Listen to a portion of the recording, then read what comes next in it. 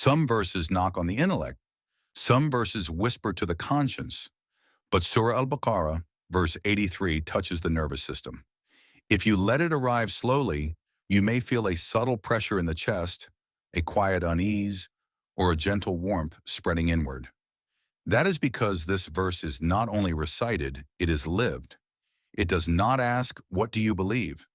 It asks, "What kind of human have you become because of what you believe?" This is not a verse of abstract theology. It is a manual for embodied faith, a verse that exposes the distance between devotion on the tongue and devotion in behavior. We will walk through it phrase by phrase, calmly, safely, without crossing the limits of reverence, without philosophical excess, so that even a simple heart can grasp it and a deep heart can feel it. The verse states, "And when we took a covenant from the children of Israel, do not worship except Allah, and be good to parents, relatives, orphans, and the needy, and speak kindly to people, and establish prayer, and give zakah. Then you turned away, except for a few of you, and you were refusing." And remember when we took the covenant from the children of Israel. In Sufi understanding, a covenant here is not a verbal contract. It is alignment. It is the moment when divine truth descends into daily life and says, "If you recognize me, let it show in how you live." This covenant is horizontal, not vertical, not between servant and Lord in seclusion, but between servant and creation in the marketplace. Sufis say, true spirituality begins where your behavior becomes your worship. This covenant is taken from consciousness, not ethnicity. Children of Israel represents those who were entrusted with guidance, people who knew right from wrong, truth from falsehood. In this sense, the verse quietly turns toward anyone who claims closeness to God. The body feels this line as responsibility, a subtle tightening in the chest, because knowledge always demands integrity. You shall not worship except Allah. This is not merely a prohibition of idols. It is a reorientation of the heart. Sufis say worship is not defined by posture, but by what controls your reactions. What steals your peace? What dictates your fear? What you rush to protect at the cost of your values? Many worship Allah verbally, yet submit emotionally to ego, reputation, or anxiety. To worship Allah alone means to have one inner authority. When the heart has multiple authorities, the body becomes restless. When the heart returns to one, the breath deepens on its own. This line teaches Tawheed not as theory, but as inner alignment, and show goodness to parents. Immediately after divine oneness, the verse descends into the most intimate human relationship. Why? Because parents shape our earliest experience of trust, care, disappointment, and dependence. The way we carry them inside us often mirrors how we unconsciously relate to God. Sufi teachers observe that unresolved tension with parents hardens the heart's responsiveness. Goodness here does not mean perfection. It means restraint where anger wants to speak, gentleness where judgment wants to rule, respect even when agreement is impossible. The body often reacts here with tightness because this is where stored emotion lives. And to near relatives. Relatives are not mentioned as a social courtesy. They are mentioned as spiritual training. It is easy to be kind to strangers. It is difficult to be graceful with those who know your history. Relatives challenge the ego's desire to appear healed while avoiding actual refinement. Sufi wisdom says, your spiritual maturity is tested where your patience is most fragile.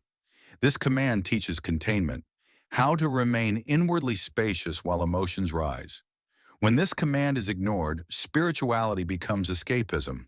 When fulfilled, spirituality becomes embodied wisdom. And orphans. The orphan is the symbol of unprotected vulnerability. In Sufi perception, every human carries an inner orphan, the part that feels unseen, unsupported. To care for orphans externally heals hardness of the heart. To honor the orphan within heals inner abandonment. This line awakens tenderness. A heart that cannot feel the orphan cannot recognize God, because God is known through mercy. And the needy. The needy are not only those without money, they are emotionally depleted, spiritually exhausted, invisibly broken. Sufi ethics teach, never humiliate need, because tomorrow it may wear your face. Serving the needy dissolves arrogance at a cellular level. The body feels this as humility, a gentle lowering of the inner posture. And speak to people good words. Notice the precision. People, not believers, not followers, not those who agree with you. Speech in Sufi understanding is transmission. Words carry states. A harsh word contracts the chest. A gentle word opens it. Good words does not mean flattery. It means truth without humiliation, firmness without ego, silence when speech would wound. Many people fast and pray, yet injure hearts with their tongues. Sufis say, the tongue reveals the level of the heart's discipline. This phrase trains vibrational ethics and established prayer. Prayer here is not presented as ritual. It is presented as structure. Prayer is the daily interruption of ego momentum.